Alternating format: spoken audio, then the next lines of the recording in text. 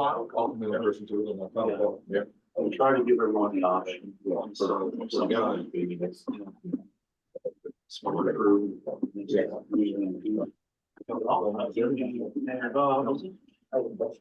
what I'm doing.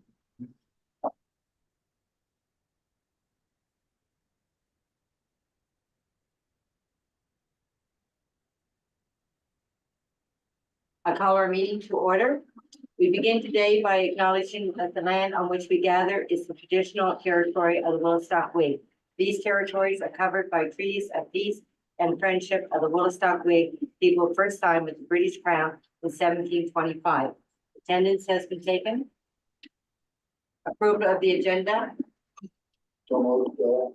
Second by. Seconded. Any discussion? Ready for the question? All those in favor? Aye. Any opposed? Motion carried. Are there any conflict of interest for disclosure this evening? I think that is no. I will now turn the floor over to staff member Don Fitzgerald, please. Thank you, Madam Chair. Many of you have signed a conflict of interest declaration this evening for us to file. I would say that conflicts of interest and codes of conduct are an area of emphasis that have come up during reform. And the province, who is the creator of all local government, is looking for some consistency throughout the province. And so what we've asked you to sign is a declaration as to whether or not you have any conflicts. Not a bad thing to have a conflict. They just happen from time to time. And it's our process. It's been our process to have directors sign that declaration annually. And it covers not only you, but your certain family members, your immediate family, which would be parents, children, siblings. And so it defines sort of who is an interested party along with yourself. Section 21 of our regulation describes it, and in the staff report that's part of this package, we've identified and extracted the relevant parts of that. And so we appreciate very much that that you've done that, and we will, if we don't have them all today, for those who are online, we will follow up with you, and we appreciate your cooperation. Thank you. Approval of the minutes, December the 5th, 2023. Second by. Powell. Any discussion? Ready for the question? All those in favor? Aye. Any opposed? Motion carried. Approval of the minutes, December the 18th, 2023. Motion approved with the minutes of December 18th, 2023. Dave Morrison. Second by. Any discussion? Ready for the question? All those in favor? Aye. Any opposed? Motion carried. Move on now to the committee reports. Finance Committee, Director Corey, please.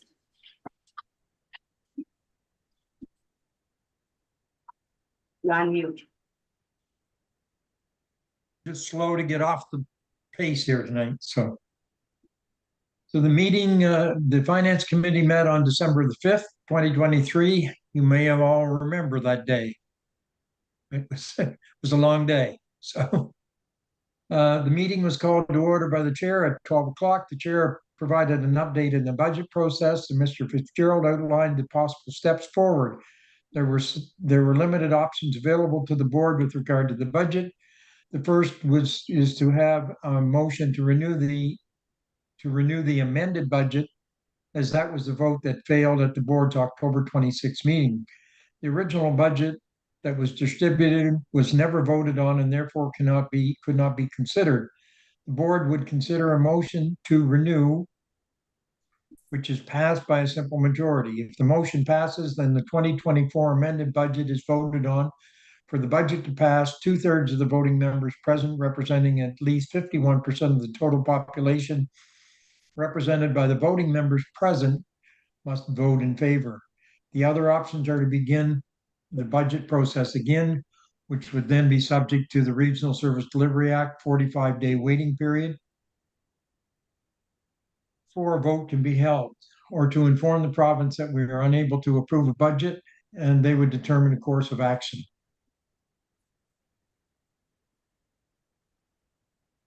We met with 3-member communities that voted against the amended budget on October 26th. We had heard from 2 of these members who had since agreed to support the amended budget. Each director expressed their opinion on how to proceed, with a couple expressing support for the original budget presented. However, they were willing to support the amended budget as a path forward.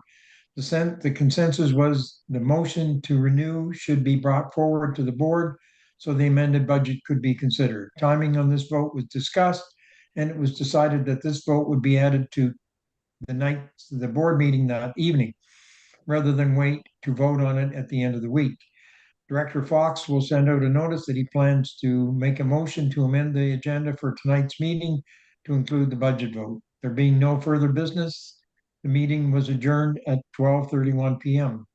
I move that the board receive the report of the Finance Committee dated December 5th, 2023. Any discussion? Ready for the question? All those in favor? Aye. Any opposed? Motion carried. Thank you, Director Corey. Post-closure report is for information only, including in your package. Move on now to the Economic Expansion Committee, Director Nickland, please. Okay. The meeting was called to order by the chair at 4 p.m. The staff provided an update to the committee regarding the recent activities of CRSC third-party economic development service providers.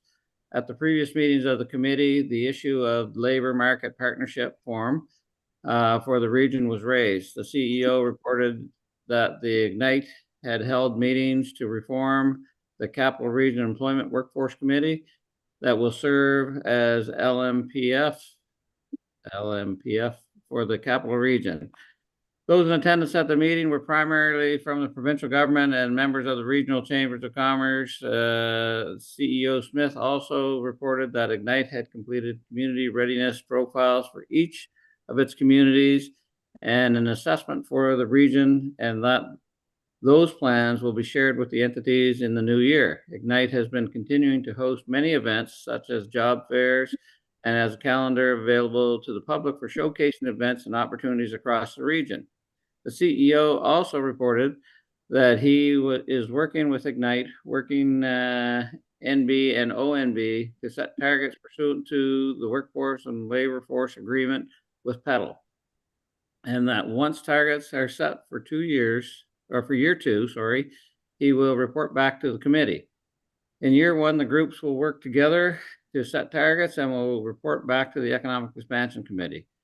The chair provided an update on the meeting with the Fredericton Capital Region Tourism to develop a balanced scorecard and means of reporting local statistics back to the 14 entities in the region.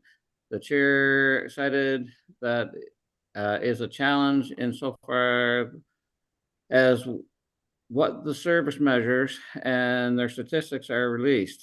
However, both parties agreed to look at what is to be measured annually, and we'll begin with that and then look at ways to expand. This will be achieved by the chair leading a process with the committee to report back on questions such as you feel are how you are being served.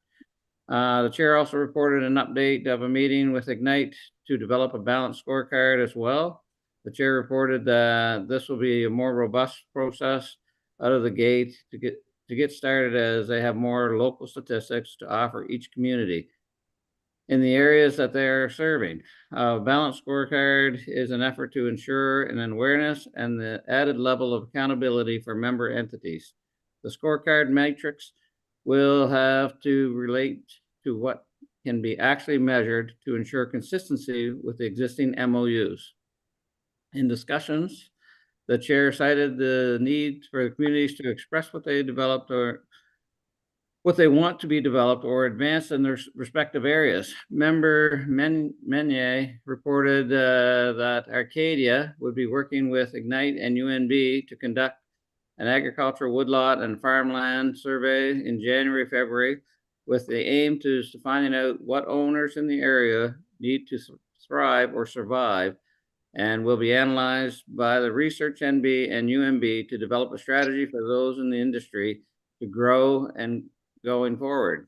Member Meunier also mentioned an issue with the local business, and that the issues with local businesses and that the mayor and the councilors are working with local MLAs as it is a provincial matter. The chair reported that he is working with Minister Savoy on the reduction of municipal grant as the service costs are rising and the grants are reducing. This information was well received by the committee. Director Hayward raised the issue of call flow with Ignite with respect to calls into the organization and calls out. The chair indicated that the issue was raised and that Ignite does track those statistics, and that Ignite offered to come back to the committee with a report on that information. There be no further business. The committee adjourned at 4:32 p.m.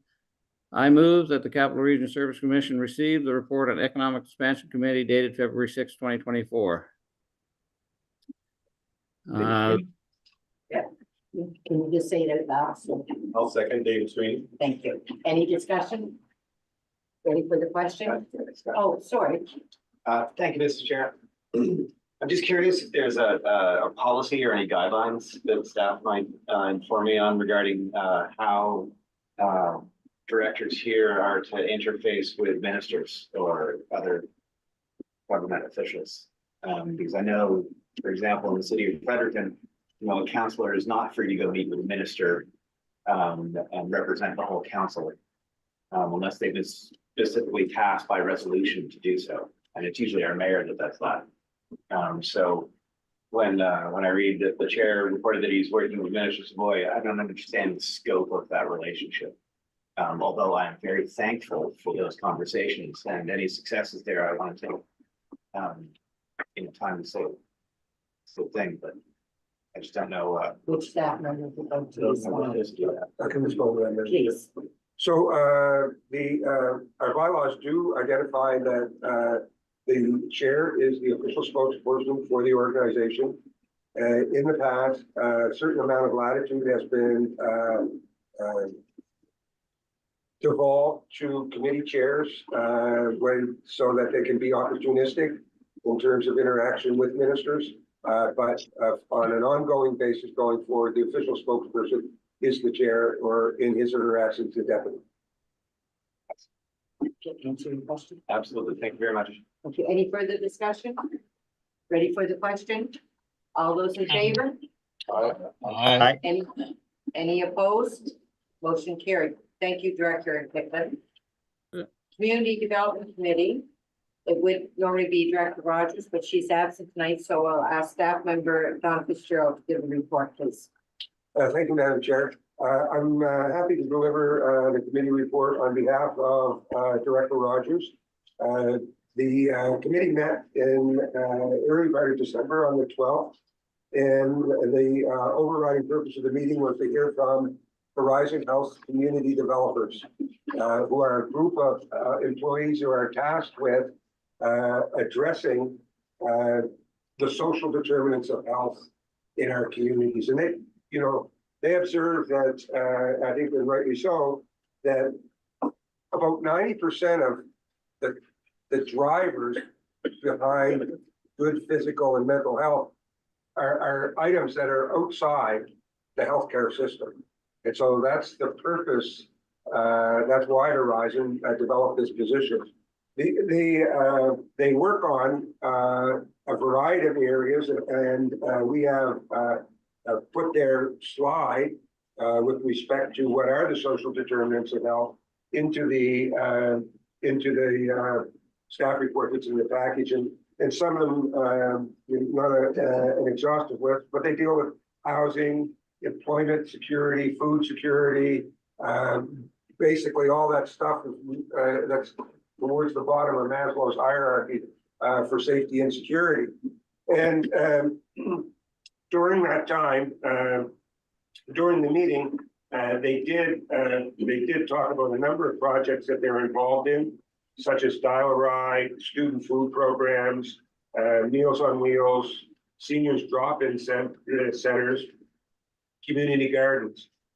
The other thing that they advised that is of interest to the committee is that each of the community developers has a community needs assessment that has been done by Horizon, and they vary in age, but they have a mandate to renew them every 10 years. As during discussion, it was agreed that the community developers would share that with our staff. We would look at that to find gaps, to look at ages, and to inform the development of a work plan for our community development committee. Finally, the committee was briefed on the Economics and Social Inclusion Corporation's 2024 plan. A copy of that plan is included in your package for contextual reasons. At this month's community development meeting, we'll be going through that in a little more detail, and at the next board meeting, be able to comment on it more specifically. And that's it was an interesting meeting for sure. Thank you. Could I have the director, put the motion on the floor, please? Under the motion and chairman, Greg Erickson. second, motion. Any discussion? Ready for the question? All those in favor? Aye. Any opposed? Motion carried. Thank you. Then we'll move on to the Public Safety Committee. Director Morrison, please. Okay. Public Safety Committee met on December 12, 2023, on the attendance for myself, Bob Allen, Secretary, Brent Way, and Kelly Shaw. The meeting was called to order by the chair of 1103.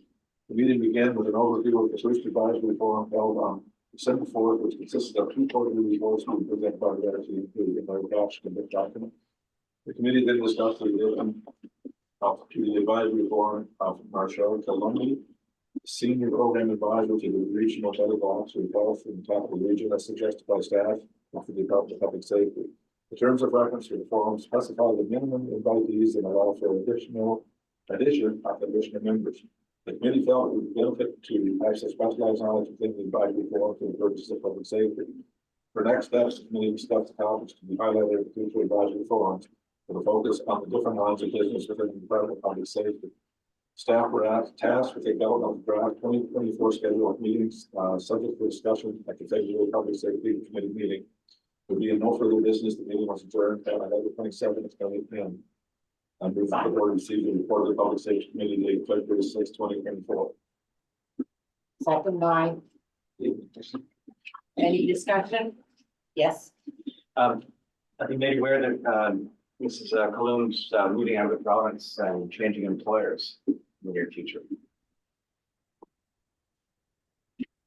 Thank you. Any idea who's replacement will be? No, I haven't heard they're eliminating the position. She's taken a job in the next schedule. Thank you for that. Mhm.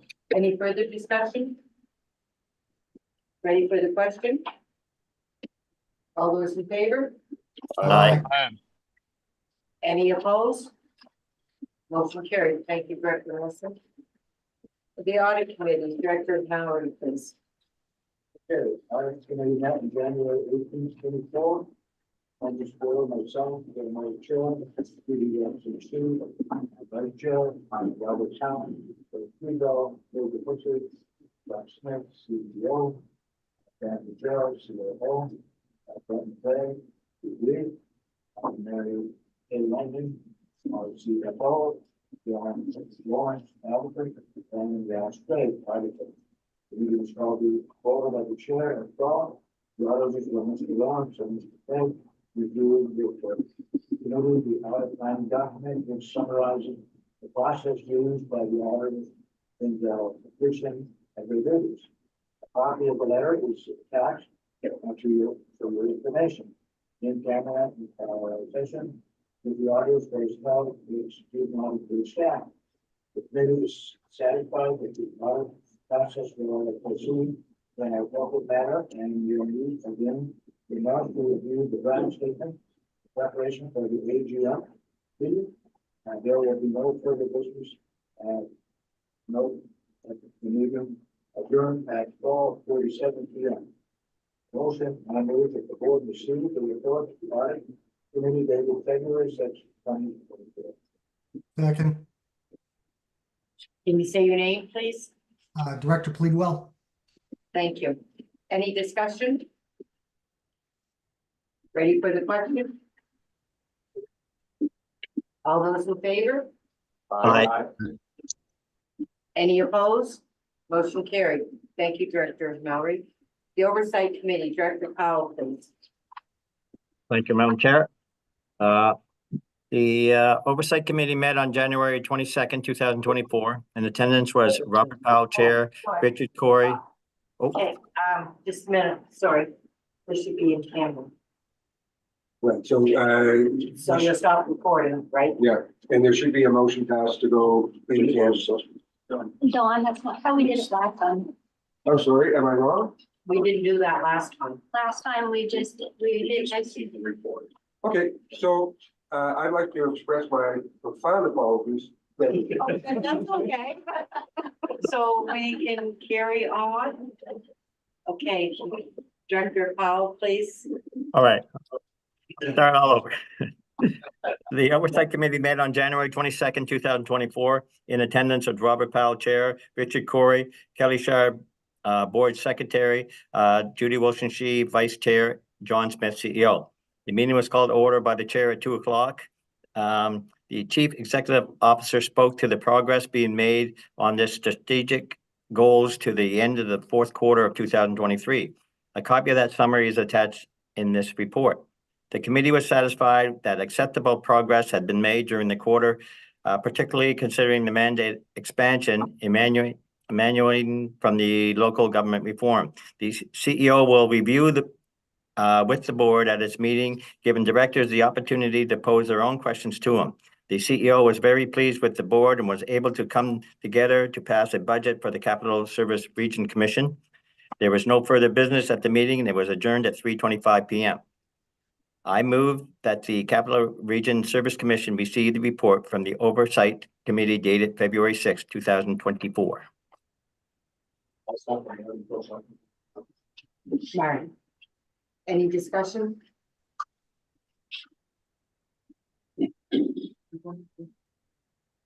This would bring the closed session. I'm sorry, through you, Madam Chair, to the members. This would bring the closed session at the end of the meeting, and then if there's questions, we can do that because it is a human resources matter. So therefore, there'd be a Q&A period at that time for the board and myself and any of the members online. Okay, and then that's when you'll put that up, Pete? Okay, thank you. No discussion? Ready for the question? All those in favor? Aye. Any opposed? Motion carried. Thank you, Director Powell. Number 7, tenders, fourth quarter report 2023. That's for information only. Move on now to the annual departmental staff reports. Staff report appointment of planning director Bonnie Forbes, please. Subject tonight is the appointment of a planning director. And the issue is the Regional Service Delivery Act, subsection 24(2), requires that a commission shall appoint a planner as planning director, and he or she shall also be the development officer throughout the region. Way of background, the local government reform made it possible for the GM of the planning division to act as a planning director for 2023. This allowed the Regional Service Commission time to seek qualified individuals for the planning division that held their NCIP, that's the professional designation. The planning director is responsible for the division's adherence to the Community Planning Act. That role is separate and distinct from the general manager's role, although in some entities they are combined. Capital Region Service Commission will continue with the current incumbent in the general manager's role. For way of discussion, Tina McCallum has worked as a planner since 2006 and has her MCIP designation. She is more than familiar with our environment, having worked with the commission from 2008 to 2012, and again from May 2023 to present. It is recommended that Tina McCallum be appointed by the board of directors as the planning director. Tina may then delegate development officer duties to current and future staff. Of the commission's required options. The board may choose to provide the direction described above and pass the suggested motion, or the board may choose to provide other direction to staff.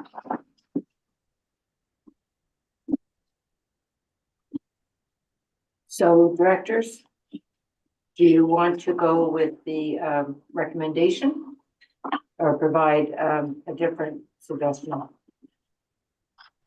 Didn't know with the recommendation. Thank you. Would you read the resolution, please? This decision is, okay, resolution, be it needed that the board of directors of the Capital Region Service Commission appoints Tina McCallum as the planning director for Capital Region Service Commission pursuant to subsection 24(2) of the Regional Service Delivery Act. Second by David Hayward. Any discussion? Ready for the question? All those in favor? Aye. Any opposed? Motion carried. Thank you. Now I need a motion to do the closed session, Motion been closed, that's from Dave Wilson. second by, David Hayward. I knew that was gonna happen, so. so we're going to go into closed session, and I do have to ask the director